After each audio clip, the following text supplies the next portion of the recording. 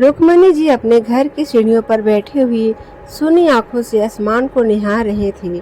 उनके पति का स्वर्गवास हुए 40 दिन हो चुके थे, लेकिन उन्हें यकीन ही नहीं हो रहा था कि उनका जीवन साथी उन्हें इस तरह इस सफर में ही अकेले छोड़कर चले जाएंगे। शादी के बाद से ही रुक्मणी जी कभी अपने पति से अलग नहीं रही थी।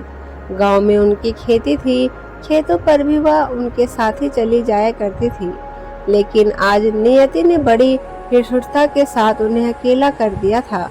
पति की याद आते ही उनकी आंखों से आंसू टपकने लगे। तभी उनका बेटा मोहन उनके पास बैठते हुए बोला, माँ जल्दी से अपना सामान पैक कर लो, कल हमें शहर के लिए निकलना है। तभी रुक्मणी जी ने अपने आंसू पोंछते हुए धीमे स्वर में कहा, तुझे मैंने कहा था ना कि तू बहू के साथ चला जा। मैं इस घर को छोड़कर कहीं नहीं जाऊंगी। इस घर से तेरे पिता की याद जुड़ी हुई है, मैं यहाँ से कैसे चले जाऊँ। तभी मोहन ने अपनी माँ की हथेली थामते हुए कहा, तभी तो कह रहा हूँ माँ कि तुम हमारे साथ चलो, वरना यहाँ पर अकेले बस पिताजी की याद में आंसू ही बहाती रहोगी। तुम्हारा ध्यान रखने वाला भी यहाँ कोई नहीं है। तुम बस हमारे साथ चलो, वहाँ तुम्हारा मन भी बहल जाएगा। वह दोनों माँ बेटे बात कर ही रहे थे कि तभी उनकी बहू राधिका भी उनके सामने आकर खड़ी हो गई और बोली, हाँ मम्मी जी, आपको हमारे साथ चलना ही होगा। हम आपको यहाँ अकेले नहीं छोड़कर जा सकते। बेटे और बहू की जिद के आगे रुक्मणी जी की एक न चली और दोनों सास बहू वहां से उठकर सामान पैक करने के लिए चली गई। रुक्मणी जी की बहू राधिका बहुत कम बोलती थी। मोहन और राधिका की लव मैरिज थी। वैसे तो मोहन एक किसान का बेटा था, लेकिन वो पढ़ाई लिखाई में बचपन से ही खूब होशियार था। उसके माता पिता ने भी उसे हमेशा आगे पढ़ने के लिए प्रोत्साहित किया। जिस कॉलेज में मोहन पढ़ता था उसी कॉलेज में राधिका पढ़ती थी, तो दोनों की दोस्ती हो गई।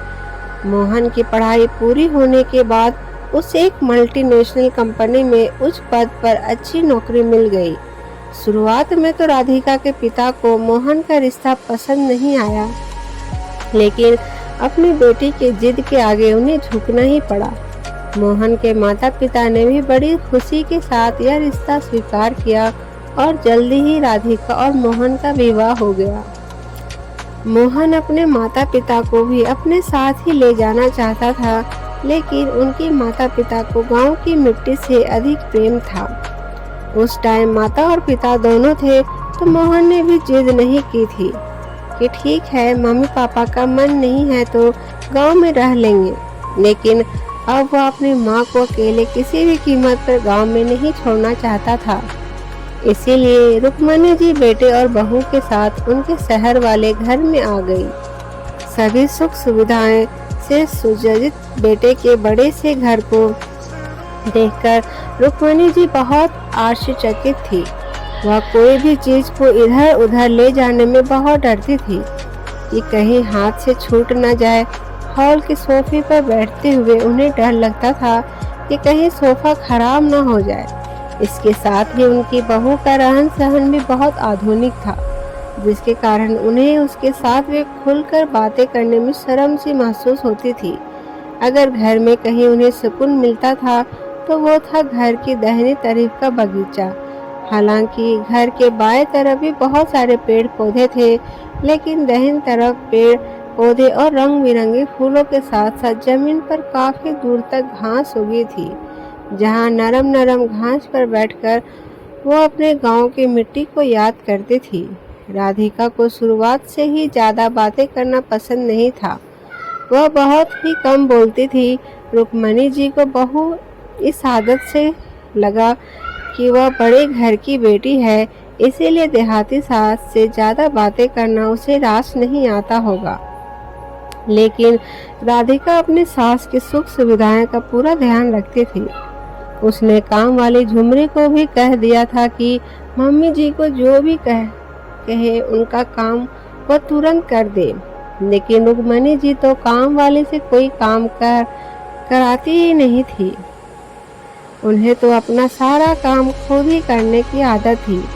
खाना खाने के समय भी वो अपने कमरे में ही खाने की थाली मंगवा लेती थी, क्योंकि उन्हें डाइनिंग टेबल पर बैठकर खाना खाने की आदत ही नहीं थी। तो बेटे बहू को भी लगता था कि माँ को जहाँ सहज महसूस हो वहीं खा ले। राधिका अपनी तरफ से पूरी कोशिश कर रही थी कि उसकी सास इस घर में अच्छी तरह से सहज होकर रह पाए, लेकिन रुक्मणी जी शर्म और हिचक के कारण खुलकर नहीं रह पा रही थी। एक दिन रुक्मणी जी सुबह सोकर उठी और हॉल में आई तो उन्होंने देखा कि एक दुबला सा व्यक्ति सर पर पगड़ी बांधे हुए हॉल में बैठा था और राधिका उसे चाय दे रही थी। अपनी सास को देखते ही राधिका बोल पड़ी, मम्मी जी, ये ताऊ जी मेरे मायके में पड़ोस में रहते हैं। ये शहर आए थे तो मेरी मम्मी ने इनके हाथों घर का देसी घी भिजवाया है।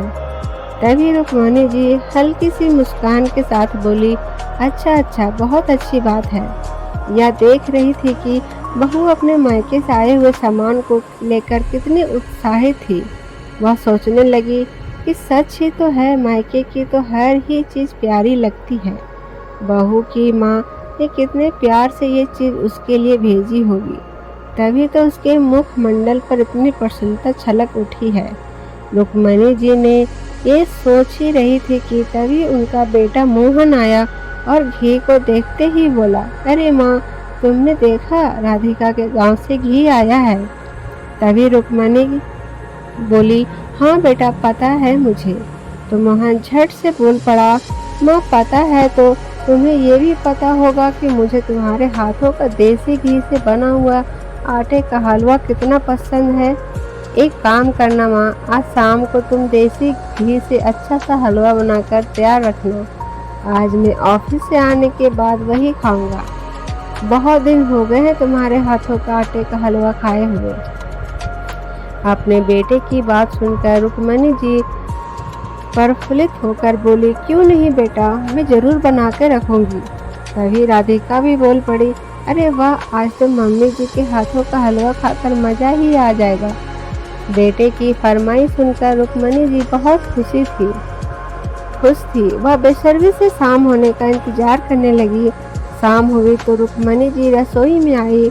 उनकी बहू राधिका भी उनके पीछे पीछे रसोई में आ गई और वह उन्हें सारा सामान निकाल कर दे ही रही थी कि तभी उनके फ़ोन की घंटी बजी तो राधिका फ़ोन उठाने के लिए हॉल में आई।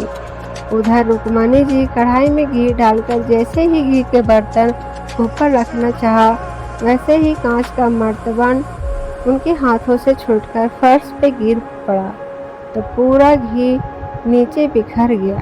तो भय के मारे उनका हृदय जोर से धड़कने लगा। कांच टूटने की आवाज़ सुनकर उनकी बहू भी दौड़ती हुई तुरंत रसोई में आई और रसोई का नज़ारा देखते ही तेज स्वर में झुमरी का आवाज़ लगाते हुए बोली कि झुमरी, जल्दी से रसोई में आओ। इधर बहू को देखते ही रुक्मणी जी के पसीने छूटने लगे। उन्होंने कांपते हुए स्वर में वो कहा कि बहू, मुझे माफ़ कर दे। पता नहीं कैसे गलती से मेरे हाथों से घी का मर्तबान फिसल गया और सारा घी बह गया। बहुत बड़ा नुकसान कर दिया मैंने। बोलते बोलते रुक्मणी जी की आंखों से आंसुओं की धारा बहने लगी। तभी उनकी बहू राधिका किनारे से पांव बचाते हुए सहमी हुई रुक्मणी जी के पास पहुंची और उनके कंधे को पकड़ते हुए बोली, कोई बात नहीं मम्मी जी, आप ठीक तो हैं? आपको कहीं चोट तो नहीं लगी? घी तो मैं और मंगवा लूँगी, उसके लिए आप इतना परेशान क्यों हो रही हैं? तभी रुक्मणी जी ने धीमे स्वर में कहा, नहीं बहू, ये घी तुम्हारे मायके से आया हुआ था। आज बहुत बड़ी गलती हो गई मुझसे। तभी राधिका ने उनका हाथ पकड़कर कहा, पहले तो आप यहाँ से चलिए मम्मी जी। वह अपनी सास को लेकर हॉल में आई, उन्हें सोफे पर बिठाया और एक गिलास पानी का लाकर उन्हें पिलाया और फिर उनका हाथ थामकर बोलने लगी कि देखिए मम्मी जी, आप जब से यहाँ आई हैं तब से मैं महसूस कर रही हूँ कि आप इस घर में खुलकर नहीं रहती हैं। क्या आप इस घर को अपना घर नहीं मानती? आपके बेटे की गृहस्थी में आपका भी पूरा अधिकार है। जब मैं गांव वाले घर में जाऊंगी और वहाँ मुझे भी पराया जैसा महसूस होगा तो क्या आपको अच्छा लगेगा? नहीं ना? तो फिर आप भी अपने बेटे के घर को अपना घर समझ कर ही रहिए। और अगर अपने ही घर में कोई भी काम करते हुए गलती से अगर कुछ नुकसान हो भी जाता है, तो इसमें इतना डरने वाली कौन सी बात है? क्या मेरे हाथों से कभी कुछ नुकसान नहीं हो सकता? वह तो किसी से भी हो सकता है। तो फिर आप बड़ी होकर भी छोटी सी गलती के लिए मुझसे माफ़ी मांगकर मुझे इतना शर्मिंदा क्यों कर रही हैं? क्या मैं यह मान लूँ कि आप दिल से मुझे अपनी बहू स्वीकार नहीं करती, मुझे पराया समझती हैं? अपनी बहू की बात सुनकर रुक्मणी जी ने झट से उसके हाथों को थामते हुए कहा, नहीं बहू, मैं तो तुम्हें बिल्कुल अपनी बेटी के जैसे ही मानती हूँ। तुम बहुत प्यारी हो, बहुत ही संस्कारी हो।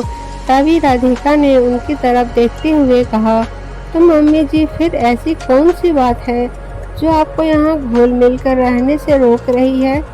तो रुक्मणी जी ने नजरें चुराते हुए कहा, बहू, तुम ठहरी इतने बड़े घर की बेटी, हर प्रकार से स्वर्णिम संपन्न, उच्च शिक्षित, तुम्हारे आगे मेरी क्या औकात है?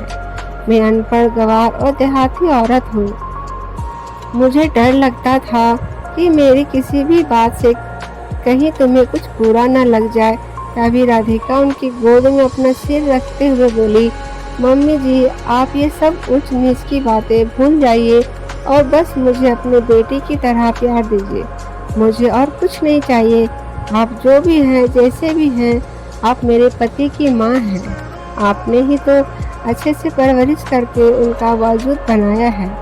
माता पिता ही तो अपने बच्चों की नींव और निर्माण करते हैं। ऐसे में वह कभी भी अपने बच्चों से कम कैसे हो सकते हैं? आपका स्थान हमें नज़रों में हमेशा ही आदरणीय और पूजनीय ही रहेगा। इसीलिए आज से आप सारे हिचक और शंकाएं दूर कर दीजिए और इस घर को अपना घर मानकर सहज होकर यहाँ रहिए। और एक बात मम्मी जी, मुझे जरा कम बोलने की आदत है, तो मेरी चुप्पी को गलत मत समझिएगा। बोलते हुए राधिका भीगी आंखों से मुस्कुरा पड़ी। बहू की बातों ने आज रुक्मणी जी के मन की सारी शंकाओं को पिघला दिया था। आज वह बहुत हल्का महसूस कर रही थी। उन्होंने झट से आगे बढ़कर अपनी बहू को गले से लगा लिया। दोनों सास बहू की आंखें नम हो चुकी थी। राधिका मुस्कुरा पड़ी और उसके मायके के घी के कारण सास बहू के रिश्ते के बीच की सारी हिचक समाप्त हो चुकी थी। दोस्तों, आपको ये कहानी कैसी लगी हमें कमेंट करके ज़रूर बताएं और मेरे चैनल को सब्सक्राइब करके मुझे सपोर्ट करें। Thank you.